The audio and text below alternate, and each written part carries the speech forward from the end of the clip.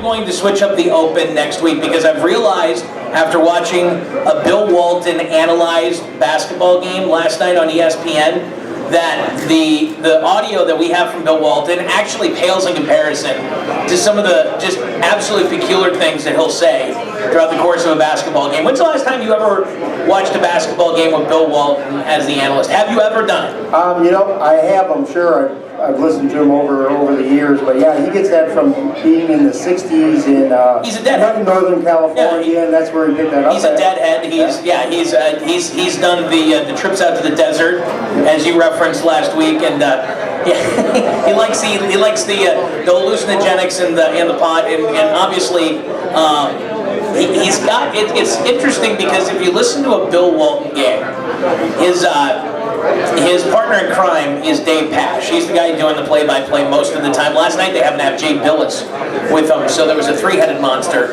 And Bill Walton will actually just go off and talk for 5 minutes about the most random things. And there are sneakers squeaking in the background. There's a basketball game happening. And I just jotted down a few of the things that Bill Walton talked about last night during the Arizona-Colorado game.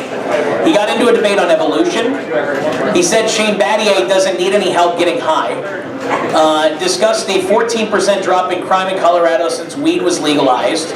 Talked about Tucson, Arizona as having the most diverse bird population in the world other than the Amazon. And those are just the things I started to write down. I mean, and like I said, it wasn't that he just mentions this.